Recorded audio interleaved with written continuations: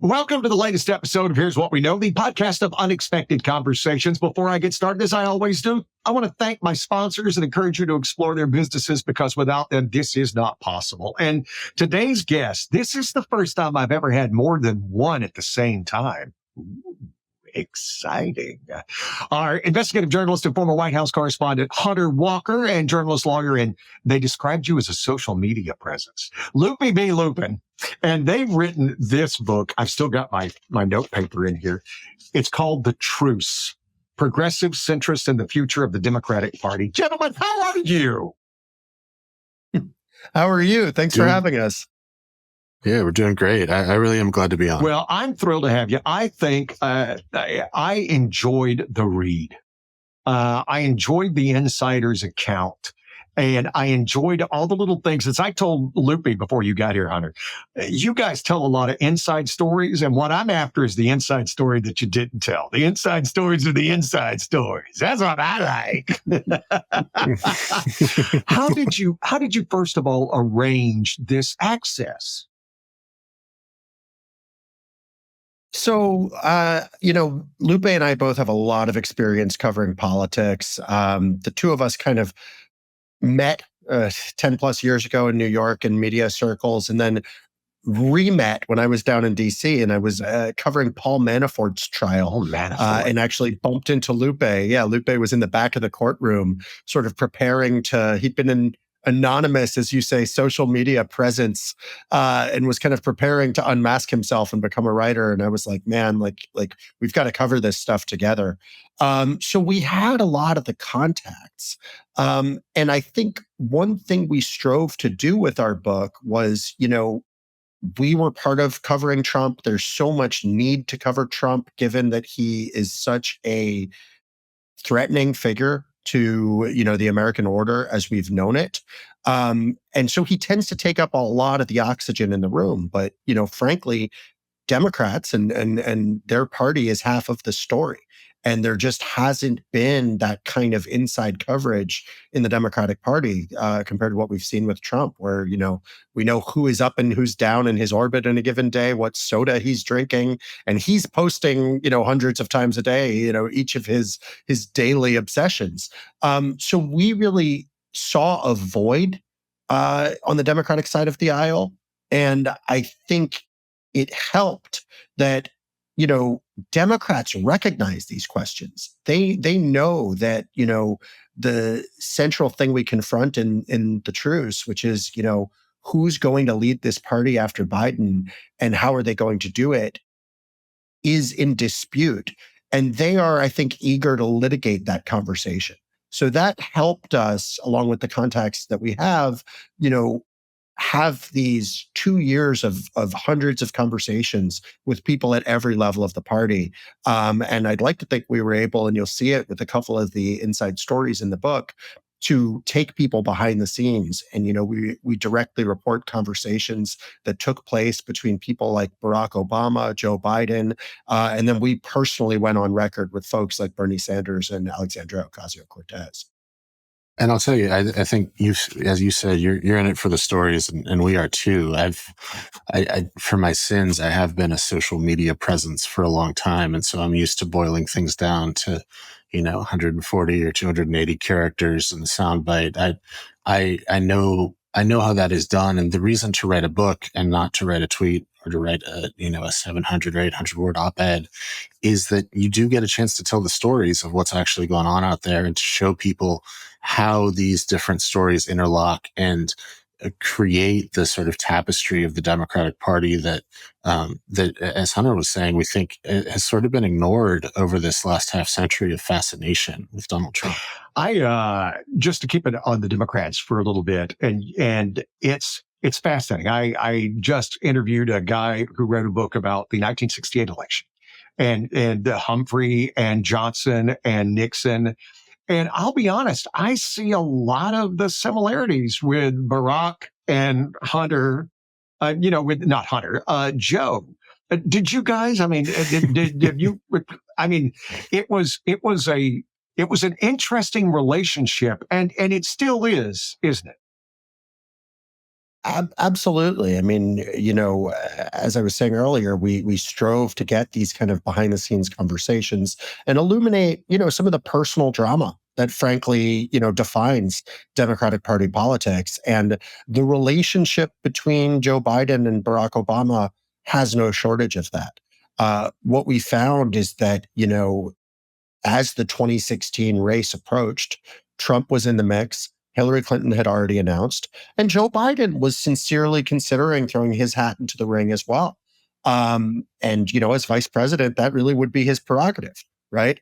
But at the same time, Biden had lost a couple of elections before. He was also dealing with personal tragedy, the loss of his son, Beau, and Obama wasn't 100% sure about him. And Obama was also eager to, I think, avoid some of the divisions that they had seen in his own primary race against Hillary Clinton. And so this concern from Obama manifested itself in him pressing Biden to make a quick decision about whether to announce or not. He didn't want to see this kind of drawn out Democratic primary. And, Biden ultimately decided not to run. And he said, I didn't have enough time. And if you sort of read our book and then watch Biden's announcement, I think you can really see that Biden was saying, people around me are telling me I have to make the call or not, and I'm just not ready to. So I think, Obama really kept him out of that race. And there was some lingering resentment there. People close to Biden told us, talking about this moment, that they felt that Biden had always been more, quote unquote, politically loyal to Obama than Obama was to Biden. And this meant that Biden and Obama both had kind of a front row seat as Hillary Clinton ultimately lost that race to Donald Trump. Um, and, that haunted both of them. I mean, really, our one of the most interesting conversations we were able to report in the book was that late in the wee hours after Trump's election, at 1:30 in the morning, Biden is in the Naval Observatory, the vice president's residence, and he called the White House. And we spoke to people in the room who heard him say to Obama, I told you, boss, people just don't like her, right?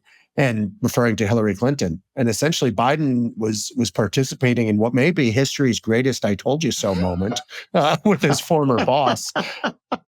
So Obama was clearly haunted by that, but also as sources close to him told us, he firmly believed that some of the divisions between Hillary Clinton and Bernie Sanders basically handed the election in the country over to Donald Trump.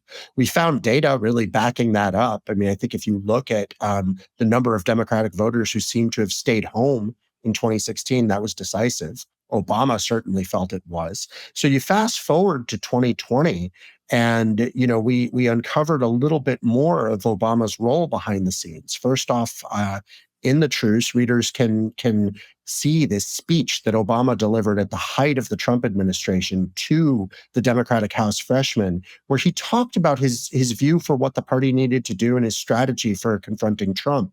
And he really felt that party unity and voter engagement were central issues. And to that end, when 2020 rolled around, this time he was firmly behind Biden, to the point that we uncovered this extraordinary series of phone calls where Obama got Biden's centrist primary rivals to drop out and consolidate behind him in the final days of that contest between Biden and Bernie Sanders. And we tell the story in the book, The Truce, of how Obama was the one behind the scenes who essentially orchestrated and organized that spectacle of Biden's primary rivals dropping out in a matter of days and standing with him. So it was really incredible. Obama went from, Biden's doubter in chief to the man who really helped seal the deal for him. Did I, and maybe I took it wrong, but this is the way I read it when I was reading the book, that to say Obama was tepid on his passion for Biden would be charitable. That I don't know, Luppe, what do you think? Am I reading? Because that's the way I took it. What was your take on it?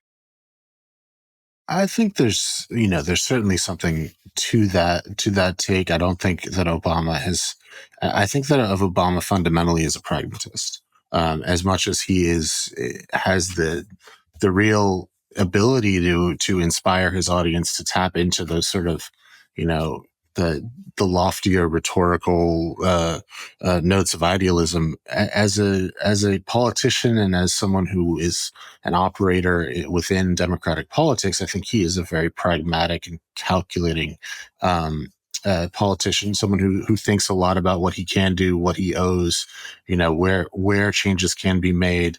And I think that Obama never really let go of this sense that the party was fractured even in 2008 between his own campaign and Hillary Clinton's campaign, and the difficulty of that long primary that he waged against Hillary Clinton. And his attempt to patch that up included appointing Hillary Clinton Secretary of State.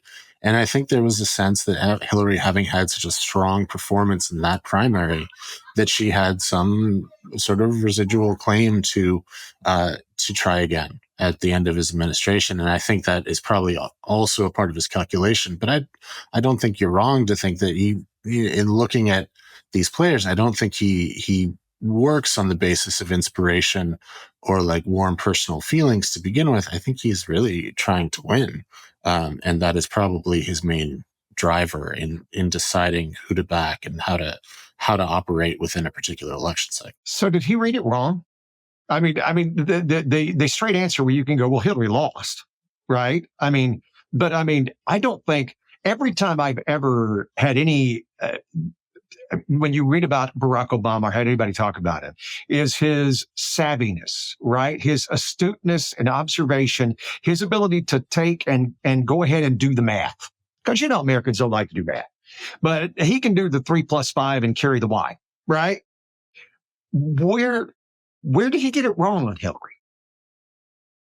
So there's a lot to unpack here, right? I got time for you to.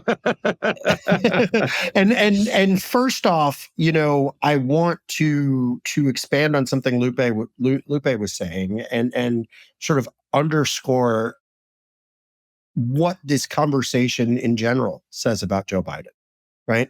And first off, I think, Luppe was touching on the fact that,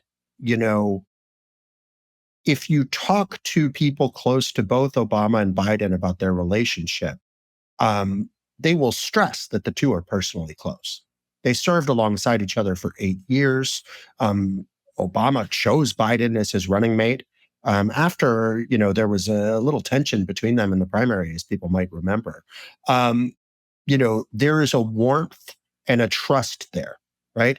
At the same time, let's go back to, the quote from the book that I highlighted earlier, where sources close to Biden said that, they felt and they were bitter over the fact that Biden had been more, quote, politically loyal to Obama than Obama had been, quote, politically loyal to Biden, right? So I think that when people in Obama and Biden's orbit talk about their relationship, there's a distinction between the personal and political. And I think it's important for us to understand that. They've always been personally close.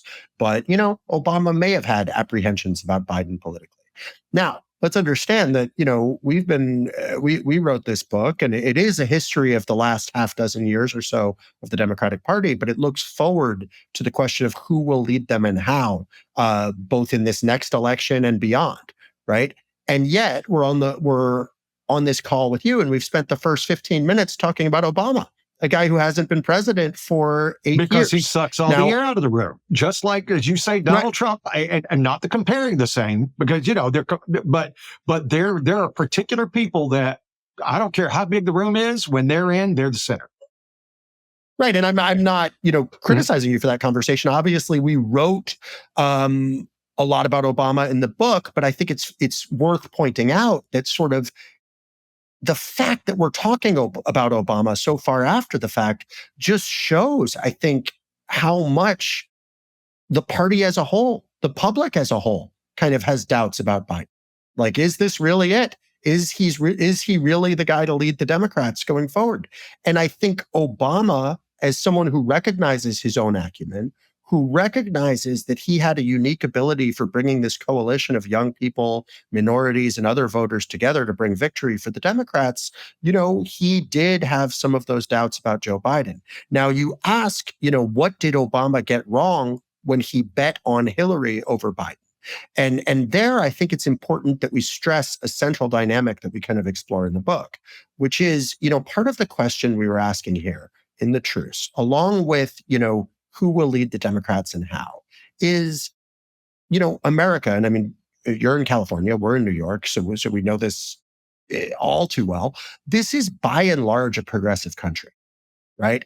If you look at the last 7 of 8 presidential elections, Democrats have won the popular vote, right? If you look at issue after issue, whether it be abortion, gun control, public education, healthcare, the values of the public are progressive. And that becomes more and more true as Generation Z, takes the stage and as the country becomes more diverse. And yet our electoral result doesn't always go that way. Right. And so that's one of the questions we confront in this book. And I think we found that part of the answer is Republican structural advantages, namely the Electoral College on the presidential election level, and also disunity within the Democratic Party. And I think Hillary Clinton walked headfirst into both of those things. Right. First off, she had an incredibly bitter primary with Bernie Sanders. I don't think Obama foresaw that. When sort of Biden was contemplating the race in 2015, Bernie was quite marginal at that moment.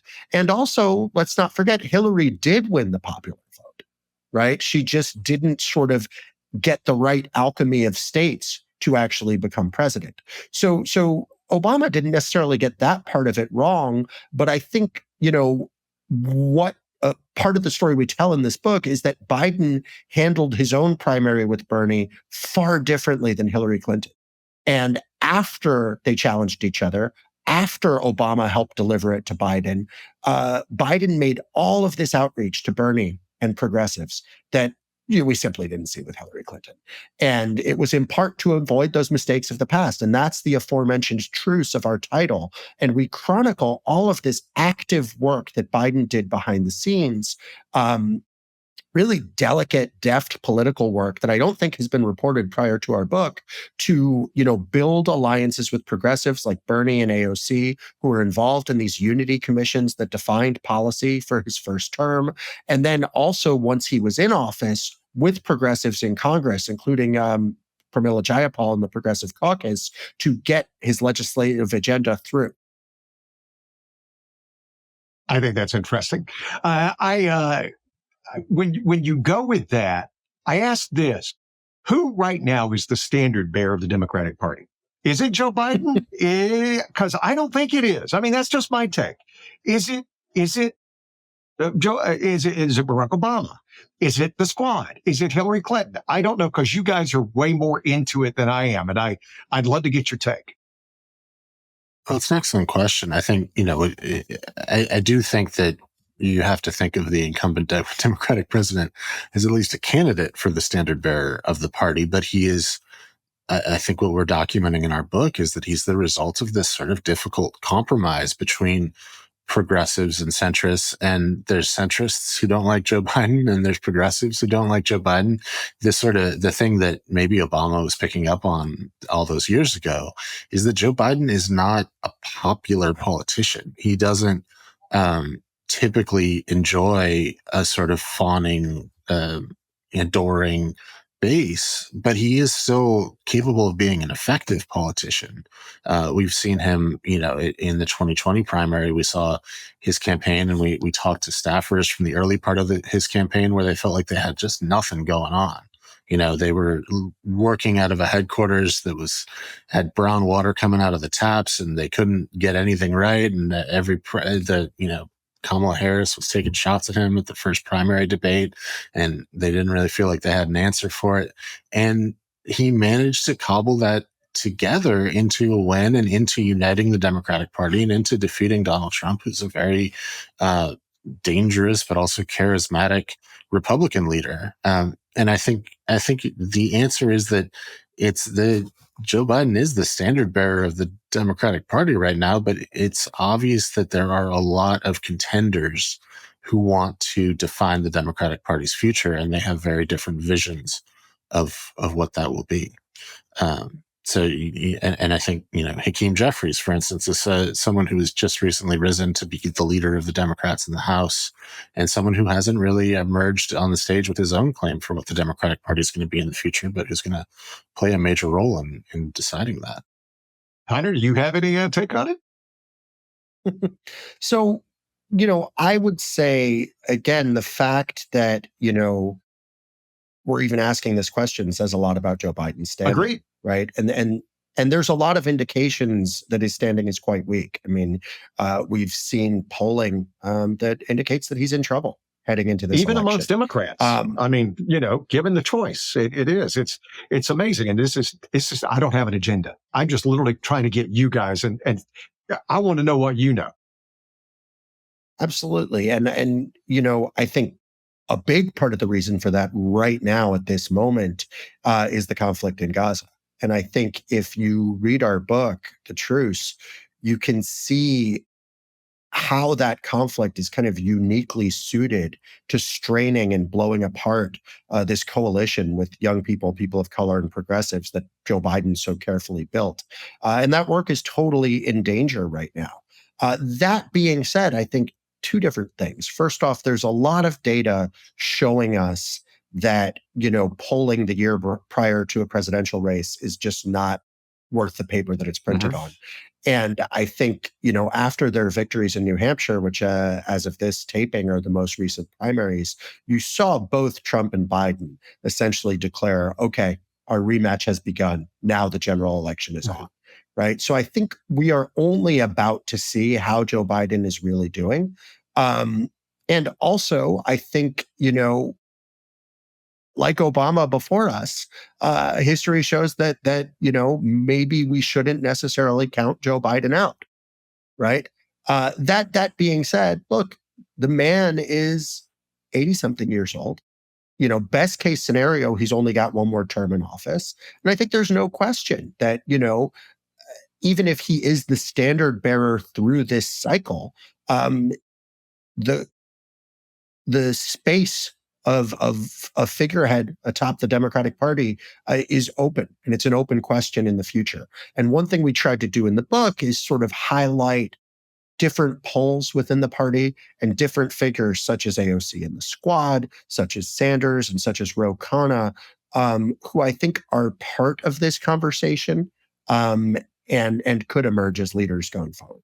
Fascinating. And I just chime in to say one more thing, which is that I think an index of the gravity, the importance, the salience of this compromise that was forged with progressives is that you do not see a progressive challenger in this Democratic presidential primary where Joe Biden is weakened, where there is a foreign policy crisis that is, almost designed to put strains on the coalition he built and make progressives feel like they need another option. Progressive leaders haven't taken that opportunity and jumped into the race, and where you do see activity.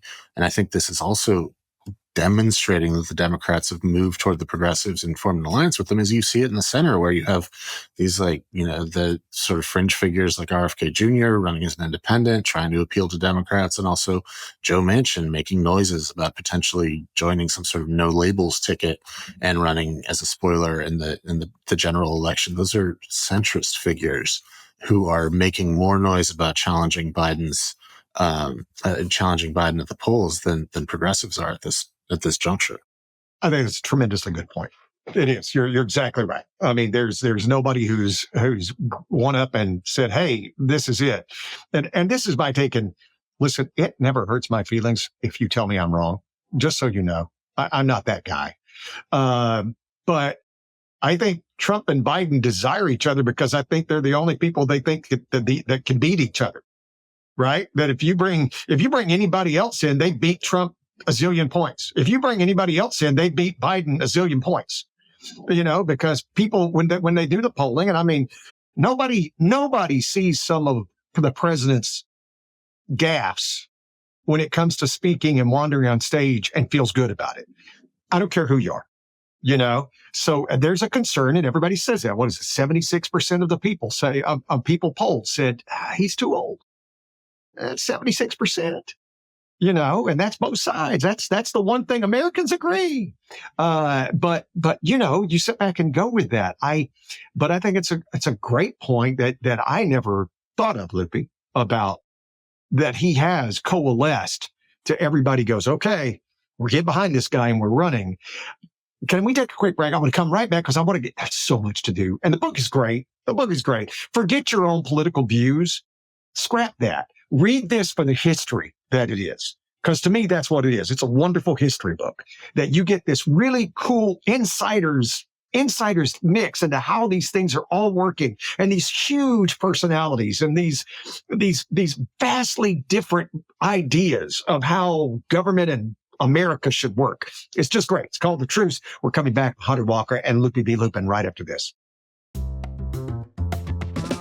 I want to tell you why I am all in on Bison Junk. First and foremost, they are a full-service, eco-friendly junk removal company, but with this difference. They focus on recycling and donating usable goods. Their customer service sets them apart, and they pride themselves on their integrity. They'll show up when they say they will, and they'll do what they promise. If you have hard-to-remove items like hot tubs or large furniture, they figure it out so you don't have to. They want to be who you always come back to when it's time to declutter and organize your home or business. They're worth every penny at bisonjunk.com. Sterling Oak Cabinetry has one goal: to build the cabinets of your dreams. They literally specialize in custom cabinetry. No cookie cutter, everything looks the same stuff that you find at the big box stores. Your kitchen is the centerpiece of your home, and your home is your biggest investment. They can work with you or your designer to build just what you want with the materials and finish that you want. And because they're a brand new company, they'll be getting busier and busier, but if you order right now, they'll get your order to you in 6 to 8 weeks. In the world of cabinetry, that's blindingly fast. Contact Rob Scovman at RSKOVMAND at yahoo.com or go to sterlingoakcabinetry.com and get your dreams made reality tomorrow. What do the tried and true Democrats, because again, you wrote this book. How long ago did you write this book? How long, when did you send it to the publisher? In about May last year. Yeah. Yeah. So time has passed.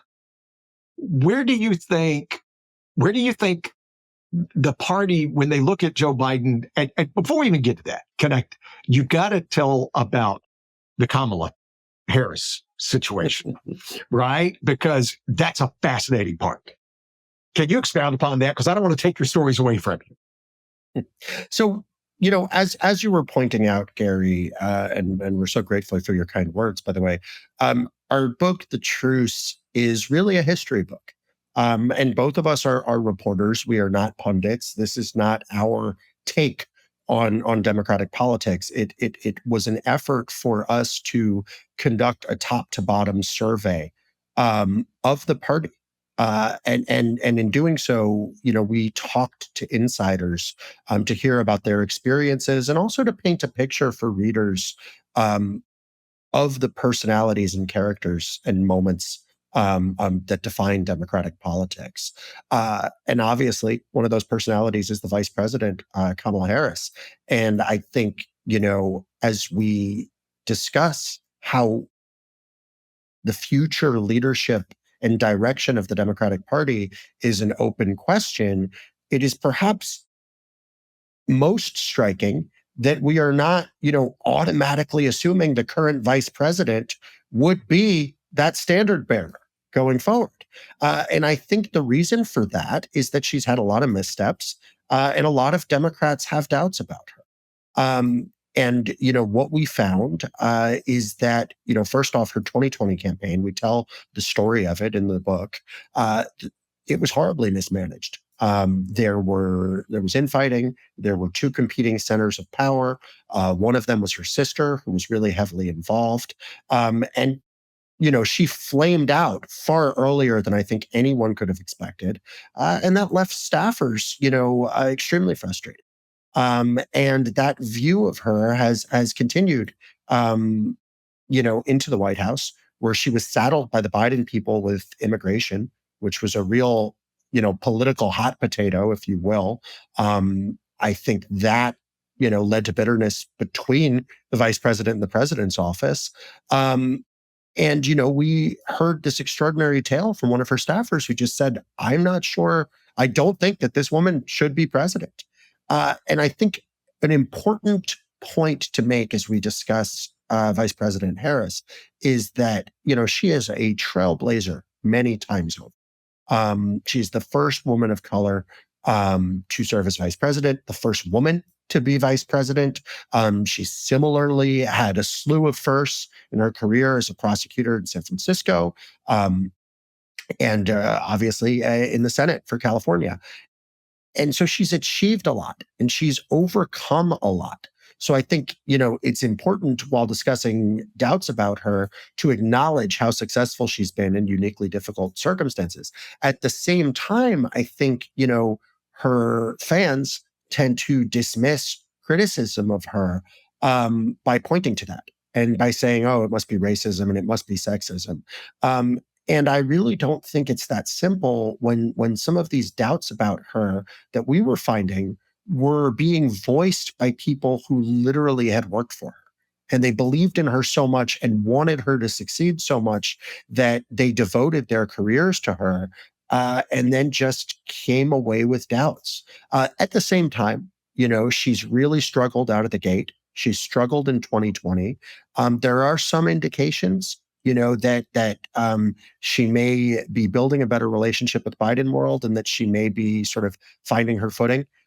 We talked to people who said that, she was a driving force in getting the Democrats to focus on abortion in the 2022 elections. That's been a big part of their success and clearly is a big part of their messaging going forward. So that was a strong instinct on her part.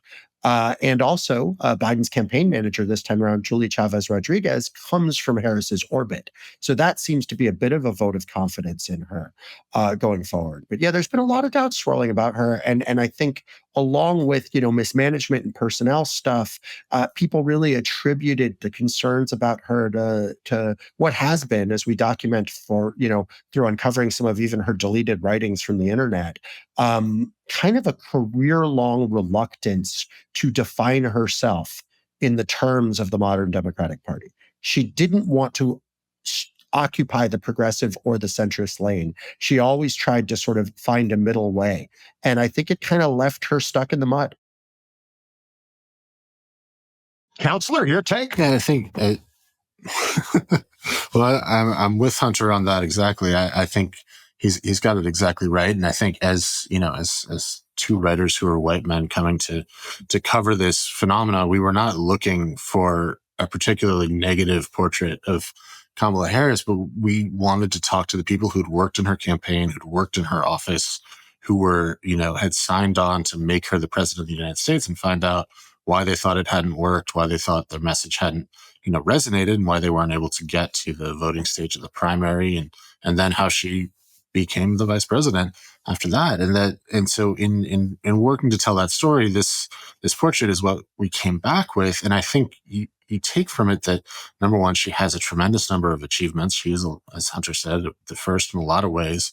She's trying incredibly hard. And then in covering Kamala Harris, you find her, out there barnstorming, working on the re-abortion issue, going to events, and her in talking to the people who work for her and talking about her process, you found these problems that were sort of structural in how the way things were run, where they said it was hard to come up with, a core of belief that they would stick to. And it was hard for them as a result to sort of hang on to the momentum they were sometimes able to generate. One of the key moments we talk about in the book is when she actually came after President Biden for his support for mandated busing. She told him, I was the girl on that bus. I was being, I was the one trying to, I'm sorry, for his opposition to mandated busing, excuse me. I was the girl on the bus trying to integrate. And there's a real, a real personal note was struck in that debate, and it led to a wave of donations. We talked to folks who told us what the numbers were like after that. And after that moment, they sort of receded from that message. And it turned out that neither neither Harris nor Biden had a real difference of position on this, and the Biden campaign kind of jumped on that. And there was just sort of a muddle after that sort of strong moment in the debate that led to a lot of fundraising, a lot of media coverage, what seemed to be the beginnings of momentum for her campaign. The inability to stick with that message really hurt them. And we lay out some other examples in the book where that similar dynamic happened. And that seems to be somewhere close to the core of the issue with why she's had trouble finding her footing and finding traction, even as she's, racked up this list of accomplishments. Well, some of her memories seem to have been borrowed from others. That's from the Biden campaign who had brought that out during the time. But here's my thing. And there's no way that this doesn't come off about sounding sexist, and I don't mean it that way. I'm asking this from you guys. Does she suffer a likability problem a la Hillary, right? And I don't phrase that as a female question. I phrase that as a powerful democratic question. That these are the highest echelons of power. And yet there seems you don't get that warm embrace that the Barack Obamas and Bill Clintons did. I mean, look, Barack Obama and sort of young Bill Clinton have a unique political skill that I'm not sure many people have matched, in our modern history, right? But that being said, I don't think when looking at a politician like Kamala Harris, the likability question can ever be separated from sexism. And let me dig into that a little bit further. One thing that we deal with in our book is the rise of AOC. And there's a couple chapters in the Truce that kind of chronicle that. And one thing we found is that her worst group in internal polling was Latino men, right?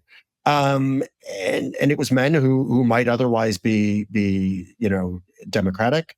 Why were the men worse than the women when it came to her, right? And I do think it's the bottom line that there are certain men who are going to have a problem with a strong female leader. And with Harris, I think part of the trouble she's had is what I was saying before, that, she hasn't really staked out a lane within the current terminology of the Democratic Party. One thing we found in the book is, deleted versions of her old campaign sites where she quite literally, tried to have it all ways. She said, I don't want to be easy on crime. I don't want to be tough on crime. I want to be smart on crime. And that's literally that was a whole thing of her campaign in her early years as a prosecutor. It's basically the title of a book she did. And it just doesn't fit with that debate as we have it. That being said, and again, as Luppe was alluding to, I try as a white man to be really conscious of what I haven't experienced and what I don't know. And I tend to think that, as a woman of color going into politics, you have to know, how much better you're going to have to be and how much more intense the opposition that you're going to have to face is. And I could understand why that might breed that kind of political caution, which then makes it hard for people on either pole of the party to, fully give you that warm embrace that you were talking about, right? So I think that distance and remove that some voters might experience with her could be a byproduct of a political caution that she has to have, right? And in terms of, facing racism and sexism, we dig into this a lot in our book with the Squad, where we just chronicle, the death threats and the vitriol that they faced from Donald Trump. So I think it's really, really important to acknowledge what women and women of color in our politics are faced with. And the last thing I'll say on this front is that I think this all touches on a really central dynamic that we cover in the Truce, which is, I said earlier that our book attempts to grapple with this question of how in a largely progressive country do we often not get a progressive result. And I think one thing that we see is that, Democrats are a diverse party. Right. And on one sense, that makes unity harder because it's a diverse coalition. So there will inherently be disagreements. And I think Republicans also have structural advantages. Those include the Electoral College in the Senate, but they also include some of the racism and the sexism that diverse Democratic candidates might face. Luppe, your take? Well, I think Hunter's exactly right. Unfortunately, in the world we live in, it's impossible to pull apart questions of likability and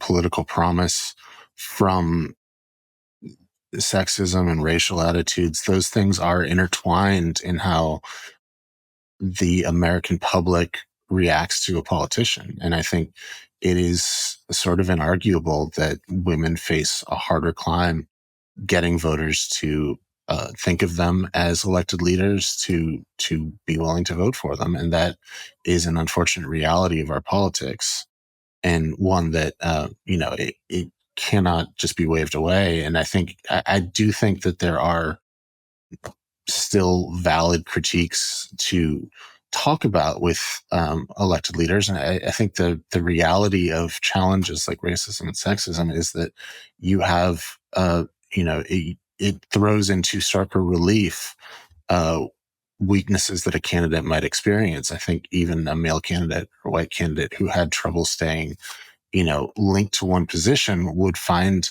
they were, that they were facing headwinds. I think you can see that in Mitt Romney, for instance. If you look across the aisle, someone who developed a reputation for not sticking with the position once he'd taken it, and that really hurt him. And even though he was able to climb very far in his party, becoming a presidential nominee and a senator, he never reached the Oval Office, in part because of that reputation. And I think with Kamala Harris, the trouble is that she faces a harsher penalty from voters when they seem to think she's, when they form the conclusion that she's unreliable and not really their ally. That can come with attitudes of sexism that make that all the more damning a conclusion for those voters. I see that. I respect that. I would humbly submit that if a female Republican runs, she catches just as much flack from the Democrats. And they accuse her of betraying her sex. And they have Larry Elder written up as being the black face of white supremacism. I mean, if you don't go along with what's prescribed on either side, I think it's just as bad. I don't think it's a Democrat. And that's what I wanted to stress, that it's not a thing on Democrats. You can say it's female and it's sexism, but let's paint it across the board. And it's just as bad on the left toward the right. Well, I mean, you can look at what's going on in the Republican primary. Well, I'm just saying, right? But I'm saying Nikki Haley became the nominee. You can imagine what the left would say about her. I mean, you're pragmatists also. I like to think that we can agree upon that, right? I mean, wouldn't you see? Sort of. Right. I mean, I think, in Donald Trump and in this moment we describe in our book where he attacked the squad and attacked the countries that they were from and, attacked, quote unquote, I don't know what this is broadcast on, so I'll say S-hole countries. Right. I absolutely think, women of all political stripes or minorities of all political stripes have to deal with double standards and sexism and racism. But no, I don't think it would be correct to say it's simply the same on the left and the right, because, the tenure of stuff we've seen from Trump in particular, who, by the way, has attacked Nikki Haley using gendered terms, using her original Indian name, who has also, attacked minorities of all stripes, whether it be child separation, his comments about foreign countries, it's just simply not the same. And I think that's one of the dynamics that we also touch on in our book, where, look, we are unflinching in describing criticism of Democratic politics, like politicians like Kamala Harris, issues within the party. But I think at the same time, as we look at disunity and discord in the Democratic Party, which is certainly there, it's different than what we see on the other side of the aisle, where disunity has meant not only moving away from sort of the Romney wing of the party, if you will, but it has literally meant embrace of fully debunked conspiracy theories, embrace of radical white nationalist great replacement ideals, such as the ones that we see openly espoused by Tucker Carlson. And it's meant people, charging into the Capitol and calling for their own vice president to be hung. Right? That's a level of chaos. I don't think, whatever some Democrats may have doubts about Kamala Harris, we don't see them charging up to the White House. I think you're muddling it there, right? So you're going to January 6th and we were never there. What I was saying was, no matter what, if Nikki Haley became the nominee, you would see a level of vitriol. I mean, it just would. It's always been there. We've seen it. And this is not me trying to portray one or the other. I'm saying the sexism exists all over. I don't think we would see Joe Biden use Nikki Haley's birth name as an insult, the way Donald Trump did to both Nikki Haley and Barack Obama. That's a racial insult that we just wouldn't see. I'm not arguing that. To sit back and say, I'm not trying to sit back and say Donald Trump is not. You're getting me wrong. I'm saying there would be sexism on both sides, and that's the tragedy. Absolutely, and that's where I'm going at. You were taking it all the way to the extreme, and that's not where I'm going. I'm just saying I don't think the tenor is the same. Well, because you mentioned Mitt Romney, we have a way of demonizing. Mitt Romney was a good, solid man, and all of a sudden, here's the left calling him a misogynist and and Joe Biden saying he wants to put y'all back in chains. I mean, so I'm just saying there's a lot on both sides. And well, by the way, it's very interesting you bring that up because in reporting on the Democratic Party, and you're asking for stories that are not in the book, but this is one that I've encountered. I think a lot of people in the Democratic Party have misgivings about the way they handled the 2012 election in particular, because they ratcheted up the rhetoric on Mitt Romney to such an extent. If you remember the Bain Capital attacks and the this and that, they really painted him as a monster. And then they got Donald Trump.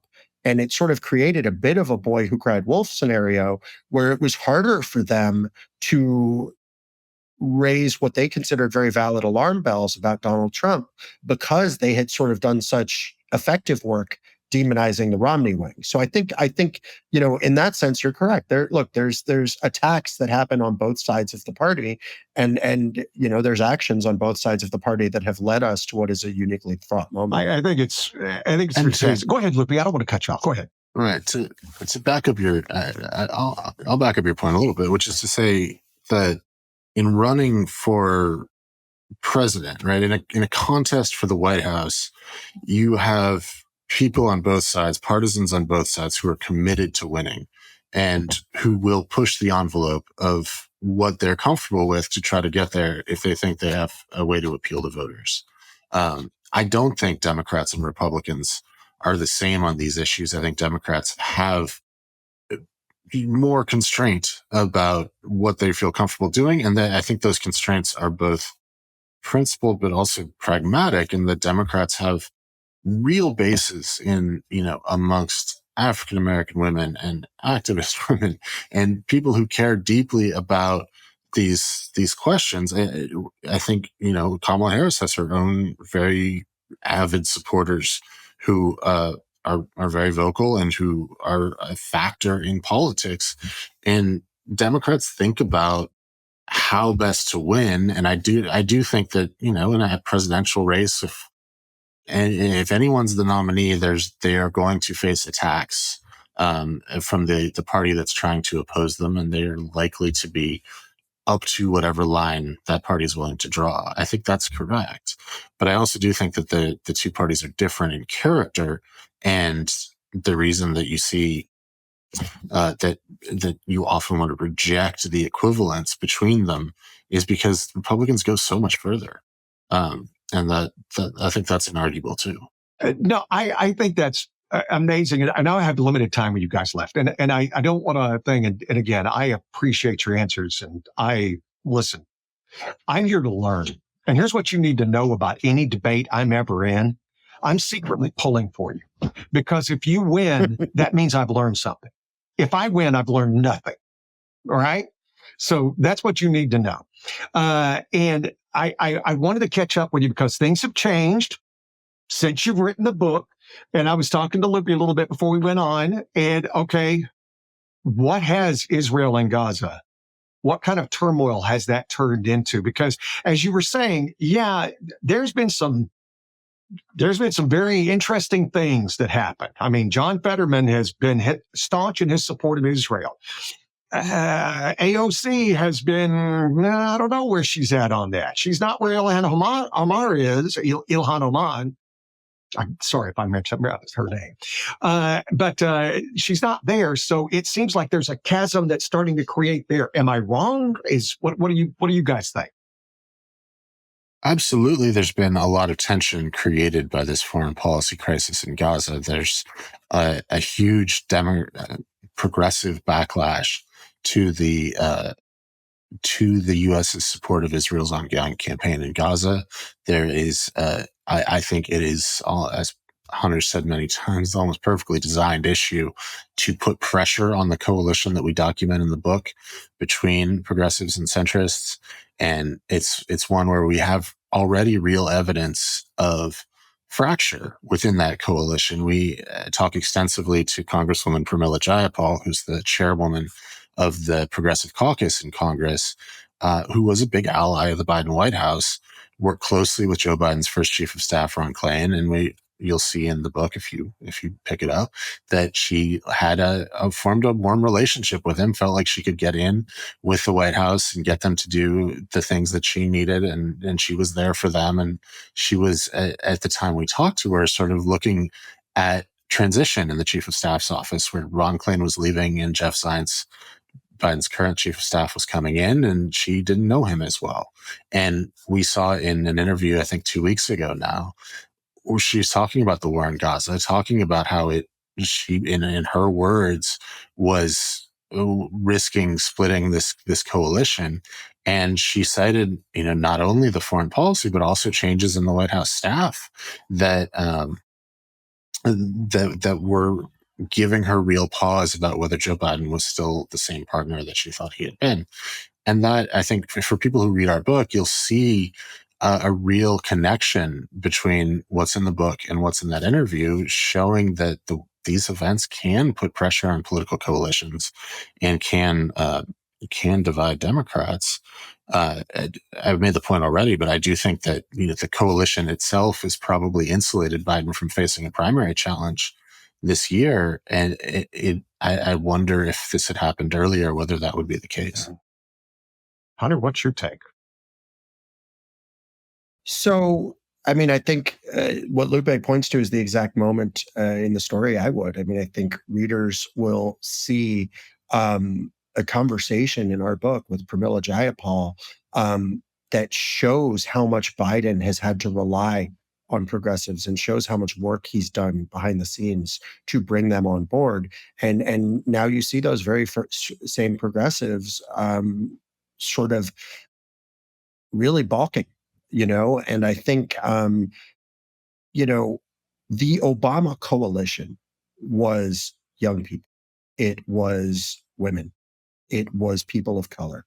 Biden was able to largely replicate those numbers, even on some fronts, exceeding Obama's performance with the youth. And now, largely tied to Gaza, we see this alarm in the Black church. They're threatening to, they're not threatening, but they're saying, we are worried our voters are not going to turn out. You're seeing a large number of young people expressing disapproval with Biden.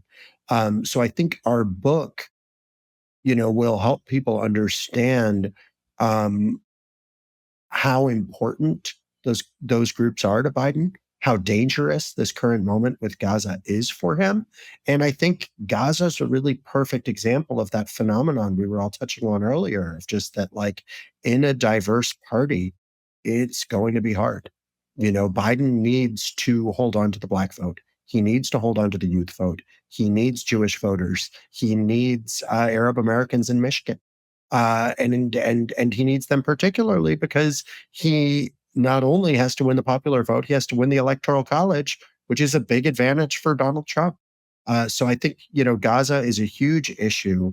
And I think, people who read the truce will sort of understand perhaps why Joe Biden, even just today, you see him kind of taking a harder line with Israel than he has in the past, because I think he is very well aware of all of these dynamics we're talking about. Telling you, the book, do I agree with everything on some of the observations? No, but I loved the book because I thought, like I said, all I ask of a book like this is that you make me smarter. That's what I asked. And you guys did that. I came away with it for a better understanding. I felt like I understood a little bit more of the politics and the personalities. And, there's parts of it that's high school. It's the popular kids in class, and it's the cliques, and it's the somebody doesn't wear the right thing, and and let's go to this party at this rich lady's house because that's what she does. She has all this money, and that's what we do. And you want to make sure you get invited. Nobody, if you get to go to the party, you want to make sure you're here in this room. I found it fascinating. Can I ask you one technical question? How do two people write a book? How does that work? How do the technicalities of that work? With, much anguish and agony. Tears, gnashing of teeth, rending of clothes. Well, so one thing I'll just to go back to your earlier comment, one of Hunter's catchphrases that politics is like sort of looking at an office and all the difficulties that come with an office. There's these huge stakes, right? There's all these jealousies and little issues, and then it affects what's going to happen in the Middle East, or whether there's going to be a war or not a war, right? And there's I think in writing a book, number one, you come face to face with that, not only in the people you're interviewing, but also in dealing with the two of us working out which sentences to use. We had a pretty good process. We know that that Jimmy Carter and his wife wrote a book together and actually weren't able to agree. Yeah, so they started like labeling paragraphs. This one was written by Jimmy and this one was written by Rosalind. We never got there, thankfully. But we do have, it at much lower stakes. We also have an office to work through our issues in. And, so it is a process. Yeah. And I just would say, I think you really, and we so appreciate this, you saw something we really tried to do in the book, which is, we tried to tell these colorful stories about who these people are and the fights that they had behind the scenes. Not only because we want readers to be engaged, but this is how politics plays out. It is this high school drama with, as Luppe was saying, national and historical implications. And, you'll see that so many times in the truce. One of my favorite examples of it is, we report for the first time sort of how the Iowa caucus Democrats' meltdown unfolded. And for Bernie Sanders, one of the crucial moments that perhaps prevented him from becoming president involved an aide screwing up on their Google Docs permissions, and that's the kind of things that will happen. But luckily for me and Luppe, we didn't have a ton of office drama together. I think we got along remarkably well, certainly compared to the Carters. And we really got on with you today quite well, Gary. I appreciate you having the conversation, and I think people of all political stripes will find that, they do whatever they think of them, get to meet these players and get an unvarnished understanding of them. I loved it. I would love to have you guys back on. I mean, we got the election coming up, and I would love to have you guys back on just to get your takes and to see how it played out and know what whether it's good or bad. But to know what and to have, it's like having two expert analysts after the football game. Here's why they lost, or here's why they won, right? And I would love to extend that invitation to you fellas, because I think it would be I would love to get your insights. Well, we'd love to come back, and I'm a Raiders fan, so I'd love to pull out my hell yeah! But I would love to pull out my Madden yellow pen and hopefully do a better job than certainly they did last season. And then he went left, and boom! That's where he lost the election right there. Boom! That right there is where she should have turned right. And let me tell you, for Biden, the goal is, as Al Davis once said, Biden and Trump have the same goal: just win, baby. Do whatever you can, but then don't become Al Davis at the end. Don't do that. Definitely don't become Mark Davis, but that's a whole other story. Haircut. I'm just saying, I don't know why him and Zuckerberg can't afford better barbers. I don't know. The man's got a trademark. He's got a trademark. Guys, you're the best. Thank you. Thanks so much for having us. Thanks for having us on.